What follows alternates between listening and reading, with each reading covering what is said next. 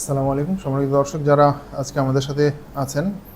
আমার পাশে আছেন আখি, যিনি সেই পঞ্চগড় থেকে আমাদের কাছে এসেছিলেন। উনি আমাদের কাছে আজকে থেকে প্রায় এক মাস আগে, এক মাসে কিছু বেশি হবে বোধহয়, তাই না? তো আমাদের কাছে এসেছিলেন ওনার দুই কানের প্রবলেম নিয়ে। ওনার দুই কানের পর্দায় নষ্ট ছিল, ছিদ্র ছিল বড় ধরনের। সো এই কানের চিকিৎসার জন্য উনি ঢাকায় এসেছিলেন। যে ওনার বাম কান এবং ডান কান দুইটা কানে আপনারা দেখতে পাচ্ছেন যে চমৎকারভাবেই আলহামদুলিল্লাহ পর্দা লেগে গিয়েছে। আমরা অপারেশন করেছি, দেখ আলহামদুলিল্লাহ। সেই সুদূর পঞ্চগড় থেকে এসেছেন, এটা আমাদেরকেও আসলে অভিভূত করে যে এত দূর থেকেও আমাদের কাছে মানুষ সেবা নেওয়ার জন্য আসেন, আমাদের উপর আস্থা রাখতে পারেন, আমাদের উপর বিশ্বাস রাখেন এবং আমাদের দ্বারা সেবা নেন। তারপরেও আমাদের একই কথাই থাকে যে আসলে কানের পর্দা লাগা এটা অ্যাজ এ সার্জন, চিকিৎসক হিসেবে আমার কোনো ক্রেডিট না। আমরা আমাদের যেটা করার দরকার আমরা আমাদের আন্তরিকতার সাথে সেটা করি। পুরো ফয়সালা, পুরো সিদ্ধান্ত আল্লাহ তাআলার পক্ষ থেকে হয়, যেহেতু ওনার শরীর থেকেই পর্দা নিয়ে ওনার কানে লাগানো হয়েছে। সো এটা টিকবে, থাকবে, এই গ্যারান্টি আমরা কখনোই কাউকে দিব না বা দেই না। আমরা আশা করি শুধু যে ভালো কিছু হবে। আলহামদুলিল্লাহ, আমরা আশা করে আশাহত হইনি, আল্লাহ আমাদেরকে আশাহত করেনি। আলহামদুলিল্লাহ দুইটা কানে ওনার পর্দা লেগে গিয়েছে। আর শোনার ব্যাপারে যেটা, যে শোনার উন্নতি কারো কারো ক্ষেত্রে ভালো হয়, কারো কারো ক্ষেত্রে খুব বেশি হয় না, কারো কারো ক্ষেত্রে একই রকমই থাকে। সো কানের পর্দার সাথে শোনার সম্পর্ক কম। কানের হাড় কিংবা কানের যে ভেতরে ককলিয়া থাকে, যেটা দ্বারা আসলে মানুষ শোনার অনুভূতিটা ব্রেনে যায়, সেই জিনিসটা দুর্বলতা থাকলে কানের শোনার পরিমাণটা হেরফের হয়।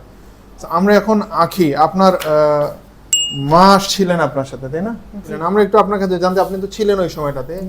এই যে এখন আপনার মেয়ের দুইটা কান নিয়ে আপনারা যে টেনশনে ছিলেন, তারপরে এতদূর আমাদের কাছে আসলেন, আমাদের এই ছোট পরিসরে আমরা চিকিৎসা সেবা নিলেন, কতটুক বিশ্বাস ছিল কিংবা কতটুক আশা করেছিলেন যে ভালো কিছু হবে?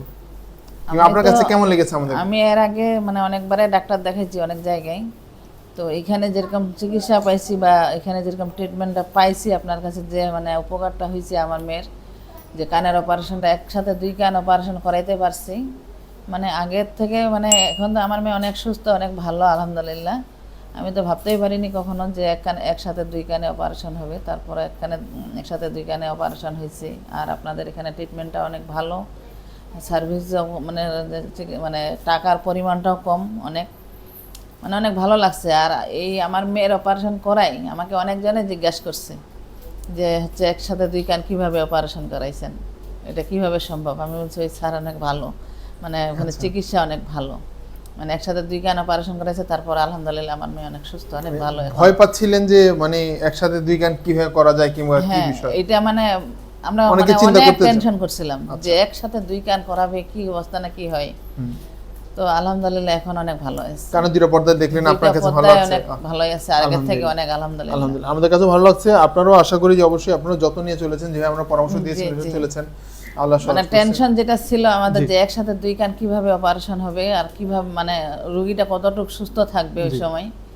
তো আল্লাহর রহমতে চিকিৎসার তুলনায় খুব বেশি কষ্ট কষ্ট হয়নি, আর অনেক আলহামদুলিল্লাহ ভালো। আলহামদুলিল্লাহ আপনাদেরকে ধন্যবাদ সেই দূর থেকে আমাদের উপর আস্থা রাখার জন্য, কষ্ট করে এসেছেন, আজকে আবার এক মাস পর দেখাতে আসলেন, এই জন্য আপনাদেরকেও অসংখ্য ধন্যবাদ। ভালো থাকবেন, সুস্থ থাকবেন। কিন্তু আখির কাছে আমার একটা পরামর্শ থাকবে যে অপারেশন করার পরে, অপারেশন করা কান বা পরবর্তীতে নতুন করে হওয়া কান কি আবার নষ্ট হতে পারে কিনা, আবার সমস্যা হতে পারে কিনা, এই প্রশ্ন আমাদের কাছে অনেকে করেন। সো আমাদের প্রস্তাব থাকবে একটাই, যে আমি জন্ম থেকে যে কানের পর্দা নিয়ে এসেছিলাম, সেই পর্দা যে কারণে নষ্ট হয় বা হয়েছিল, পরবর্তীতে নতুন করে অপারেশন পরে যে পর্দাটা তৈরি হয়েছে, সেই পর্দাও একই কারণে আবার নষ্ট হতে পারে।